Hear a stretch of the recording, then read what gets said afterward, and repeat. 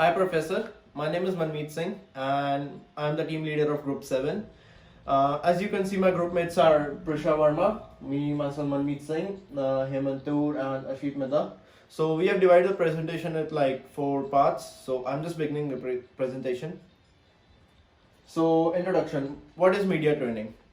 Media training is a sort of communication training which helps a person working in the field of journalism or media to face the media as a representative of their organization. Media training provides a medium for a person to explore their more dynamic self so that they convey their message to the most authentic and disciplined manner without any wasteful or unnecessary information. So, why is media training important? So, media training is important in like very many ways. First, it teaches the way to compel and comprehend the audience. So, media training can teach you how to use your words, tone, and body language to deliver your message in a powerful way. When you are speaking on television, people are not only listening to your words; they are also looking at your body language and the facial expressions. One of the biggest benefits of the media training, if you can develop your is the confidence in speaking. With the media, many people are terrified by interviews and in particular live radio or television. However, when you develop your interview skills, you will find speaking in the media is one of the most powerful forms of marketing and PR for their business. Secondly, media training helps in defining and conveying the message in a clear and disciplined manner. Deleting your deleting your key messages is essential to know exactly what you want to convey when you are being interviewed by the media. Your key messages should be original, short, focused on your audience, focused on your uh, benefits of your product or service, and use the language that suits your audience. Don't have more than 5 key messages, or you will dilute the impact of what you are saying. When you are clear on your key message, you can then keep coming back to them throughout the interview to get your points across. Thirdly, media training helps in lacking and answering tough and heavy questions. Sometimes journalists can ask you questions that are difficult to answer or put you on the spot. Media training can prepare you challenging questions so you are prepared for any unexpected twists or turns in the interview. Through preparing yourself for difficult questions, you can feel more confident as you step into the interview. Next point, helps in avoiding errors or mishappenings. If you go into the interview without having clarity around your key messages or feel underprepared for difficult questions, the likelihood of being misquoted or saying the wrong thing will be much higher. Media training can help you avoid the possibility of being misquoted through learning the specific skills of clear and effective communication. Media training also boosts up the confidence of the person. Media training helps in preparing for interviews. Like, even though you will be asked questions by the journalist, you are in control of the interview. Media training can teach you how to maintain your composure throughout the interview and create the interview in the decision you want. So here are some benefits of working with media relations. So media relations, building brand awareness and increasing its reach to a greater audience. First, increased brand value in the market. Second, credibility and trustworthiness of the brand increases. Third, controls mishappenings and rumors regarding the organization. Next point, helps in picking in more influential people to promote the organization. Here are the today's media landscape. So today's media is like print in the form of two things, print and online. So it's new media, the Huffington Post, you can see, television, radio, social media. So people are now doing the vlogs on Facebook and Twitter and Pinterest. What media really wants to know? Constructive journalism is a working towards converting negative into positive in the field of media as it challenges and questions the traditional negatively based prototype and builds up concepts from positive psychology to identify need of conveying constructive solutions to the society as to promote peace and create a healthy image of the world. Now I would like my next partner Hemant Paltur to continue the presentation. Hello everyone, I'm Hemant and I will be explaining you the next 5 slides in the presentation.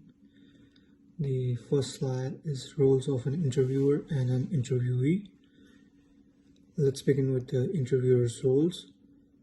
There are many roles and some of them are very important. We'll discuss them.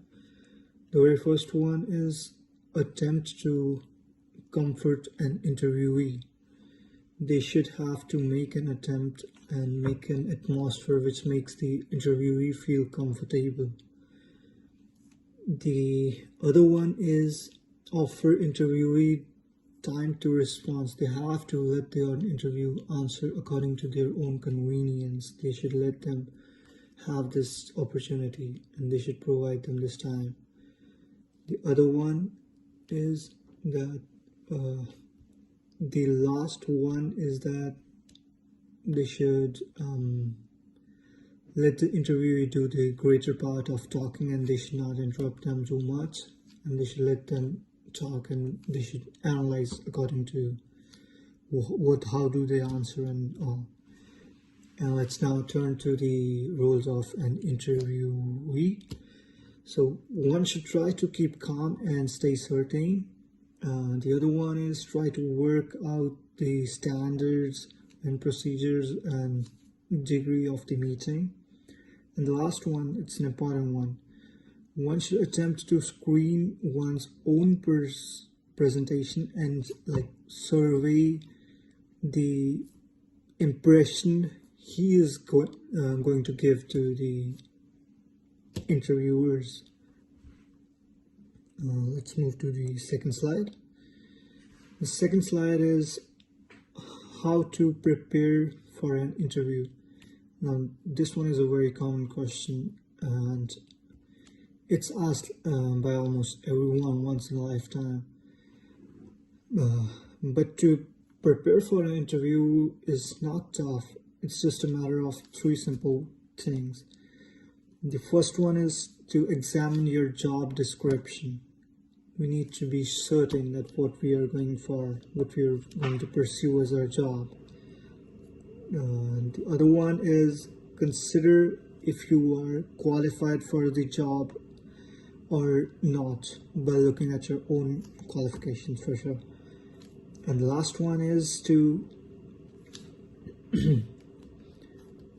perform research on the company and the roles of your job. And the next slide is based on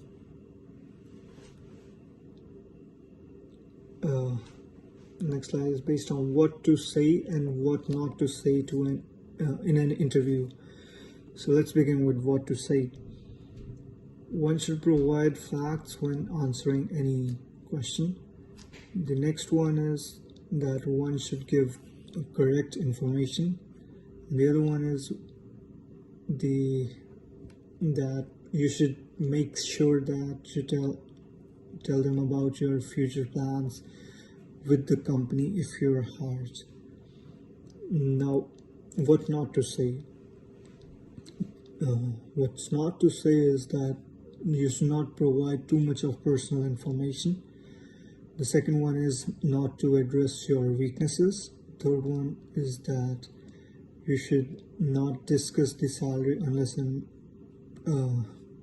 you're asked by them. So the fourth slide is about body language do's and do nots.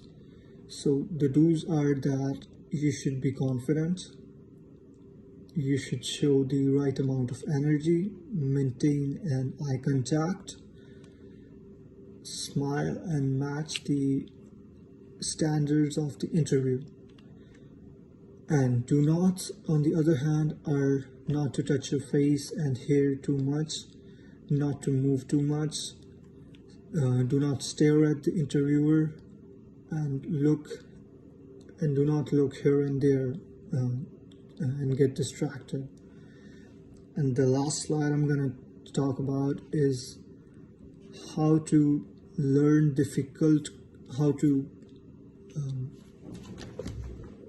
how to handle difficult questions. So, to answer the difficult questions, one should look into the situation, the tasks, the actions, and the result, which will be produced by the answer given to the interviewee. Thank you. Now, Ashit will take over from the next slide. Good evening, Professor. My name is Sheet Midna and I am here to present my part of PPT. The topic of my PPT is media reporting. So I start with my point. So here's my first PPT. How to turn negative into positive.